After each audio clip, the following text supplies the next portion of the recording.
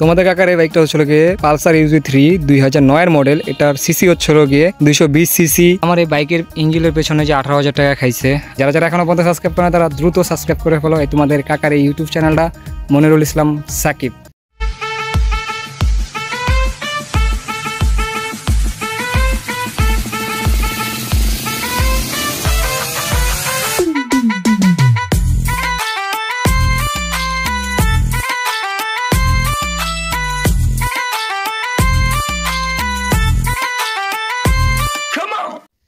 গত আমি আমার লাস্ট ভিডিওতে বলেছিলাম যে আমার বাইকের কতটুকু কাজ করাইছি, কত টাকা খরচ গেল, আমার বাইকের আমি কি সিসি বাড়িয়েছি কিনা, এই টু জেড আজকের এই ভিডিওতে থাকবে।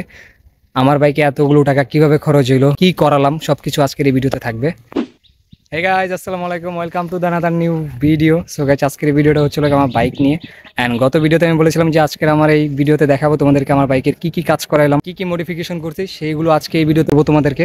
আজকের এই ভিডিওতে আমার বাইককে নিয়ে সব কিছু থাকবে। সো চলো, তোমাদেরকে বেশি দিন না করে এখন আমার বাইকটা দেখাই। সো চলো। সো গাইজ, এই হচ্ছিল তোমাদের কাকার বাইক। সো এইটাতে আমার অনেক টাকা খরচ হয়েছে। কেনা দিন থেকে আজকের এই দিন পর্যন্ত আমি হিউজ টাকা ডালছি এটার পিছনে।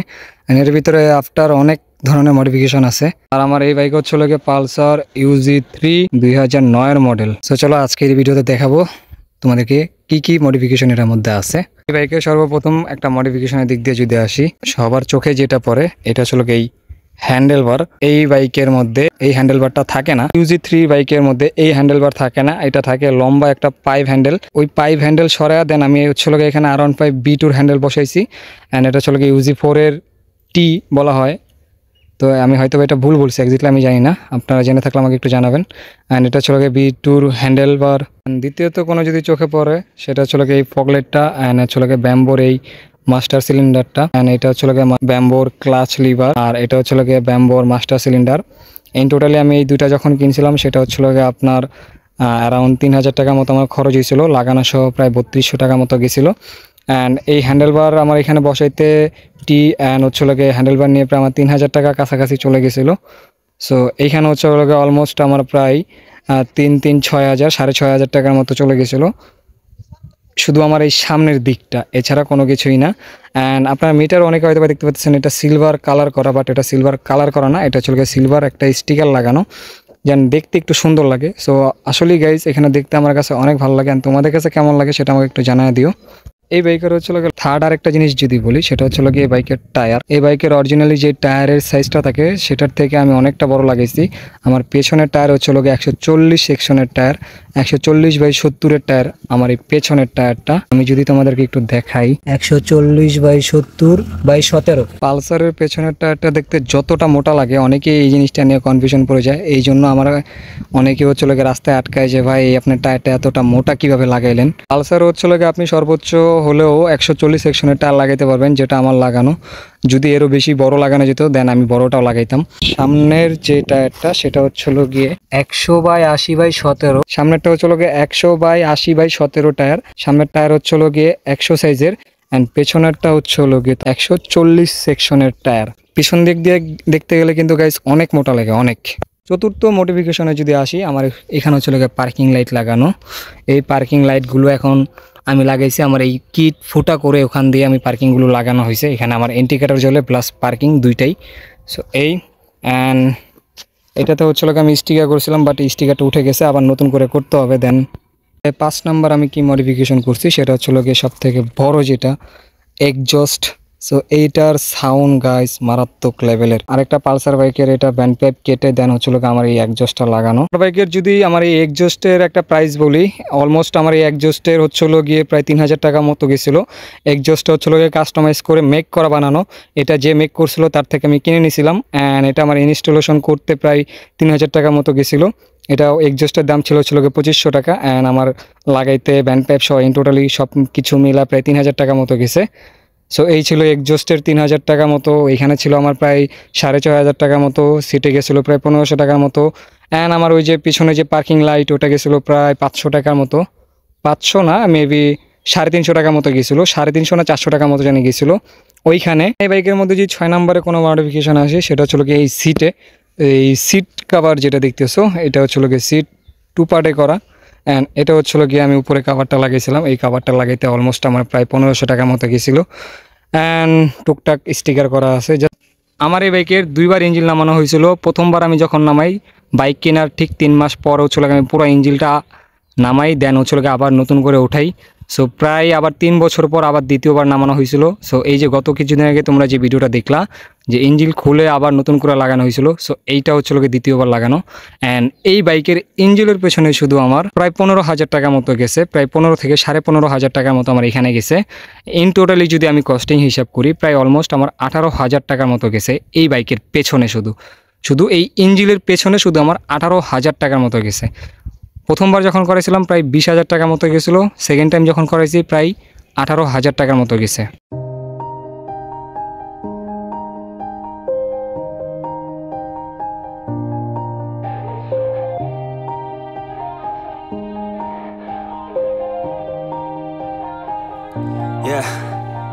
Everybody knows that I'm breaking down. Everybody knows I ain't faking now. Everybody knows my heart's vacant now. Yeah, she hates me now, I made mistakes but now I don't ever wanna be alone. I don't really ever feel at home. On my own, in the zone, that's the only way I know. Feeling low, about to blow back up. Here I won't ever let the doubt creep in. Gotta pop a couple more aspirin. I don't think I'll ever let you in. Easier to break it off best friends. I don't really understand myself. I don't really understand, need help. I don't wanna be left on the shelf. Couldn't even hear me if I yelled. It's so cold outside, I'm alone, I'm alright. It's so cold. আশা করি আজকের এই ভিডিওতে আমার বাইকের সবকিছু তোমাদেরকে বুঝায় বলতে পারছি। তো আরও কোনো কিছু যদি জানা থাকে তাহলে তোমরা অবশ্যই আমার এই ভিডিও কমেন্ট করে জানিয়ে দিও, দেন আমি চেষ্টা করব ওই তোমার যে প্রশ্ন থাকবে সেই প্রশ্নটাকে নিয়ে আবার আরেকটি ভিডিও তৈরি করে দিব ইনশাল্লাহ। তোমাদের কাকার এই বাইকটা হচ্ছিল গিয়ে পালসার ইউজি 3 2009-এর মডেল। এটার সিসি হচ্ছিল গিয়ে 220 সিসি না, এটা হচ্ছিল গিয়ে 150 সিসির একটা bike and Pulsar Yuji 3। So এটা আমি অনেকদিন যাবত চালাইতেছি অ্যান্ড এই পালসারটা চালায় আমার কাছে ওয়ান অফ দ্য বেস্ট। আমার এই বাইকের ইঞ্জিনের পেছনে যে 18,000 টাকা খাইছে, প্রায় 15,000 টাকা মতো খাইছে। তো কীভাবে খাইলো, আমার এই পিস্টন হচ্ছিল গিয়ে পিস্টন সিলিন্ডার নতুন, ভিতরে ক্লাস প্লেট নতুন, ইন টোটালি যা আছে ইঞ্জিনের ভিতরে মোটামুটি সব কিছুই নতুন অ্যাভারেজে। যার জন্য হচ্ছিল গিয়ে আমার প্রায় 15,000 টাকা মতো শুধু ইঞ্জিনই খায়া গেছে। বাইরে আমি কোনো কিছুই কাজ করে নেই, শুধু আমার ইঞ্জিনের পিছনে আমি টাকা ঢালছি আর কোনো কিছুই না। আবার অনেকে মনে করতে পারো এটা 220 সিসির কোনো কিছু করলাম কি না, এক্স্যাক্টলি না। আমার এই বাইকে 220 সিসির কোনো কিছুই নেই, জাস্ট কিছু মডিফিকেশন করছি। সেই মডিফিকেশনগুলো আমি তোমাদের মাঝে তুলে ধরার জন্য ট্রাই করছি।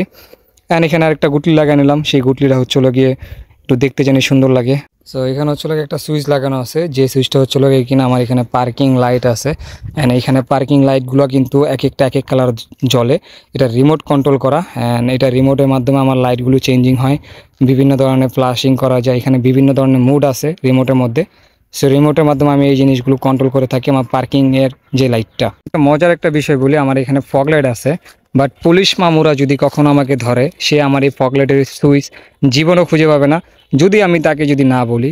আমার ফগ লাইটের সুইচ হচ্ছিল গিয়ে গাইস এই যে এখানে।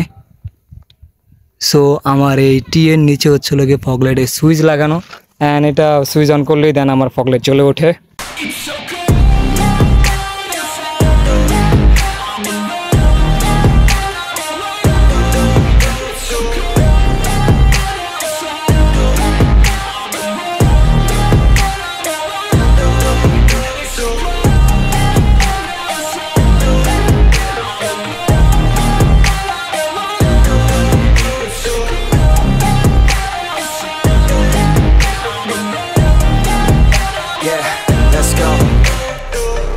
Break down, always feel like I could break now, but I never let it take me to that place. So guys, আশা করতেছি আমার বাইকের ভিডিও তোমাদের মাঝে সবকিছু তুলে ধরতে পারছি। আমার বাইকের মোটামুটি যা যা মডিফিকেশন যা যা করলাম সব কিছু আমি তোমাদেরকে বুঝায় বলতে পারছি। সো আরও যদি কারো কোনো কোশ্চেন থেকে থাকে তাহলে অবশ্যই আমাকে এই কমেন্ট বক্সে অবশ্যই জানা যাবে, দেন আমি তোমাদেরকে অবশ্যই রিপ্লাই দেওয়ার জন্য সব থেকে বেশি ট্রাই করবো। অ্যান্ড আজকের ভিডিও থাকবে এই পর্যন্ত, দেখাবো তোমাদের সাথে নেক্সট কোনো একদিন আরেকটা ভিডিওতে। ততক্ষণ পর্যন্ত অবশ্যই তোমরা ভালো থাকবা, আমি সাকিব আশা করতেছি। সো গাইস, আল্লাহ হাফেজ, দেখা হবে তোমাদের সাথে নেক্সট কোনো একদিন আরেকটা ভিডিওতে। ততক্ষণ পর্যন্ত অবশ্যই তোমরা ভালো থাকবা। অ্যান্ড যারা যারা এখনও পর্যন্ত সাবস্ক্রাইব করে না তারা দ্রুত সাবস্ক্রাইব করে ফেলো এই তোমাদের কাকার এই ইউটিউব চ্যানেলটা, মনিরুল ইসলাম সাকিব। সো দেখা হচ্ছে তোমাদের সাথে নেক্সট কোনো একদিন আরেকটা ভিডিওতে গাইজ।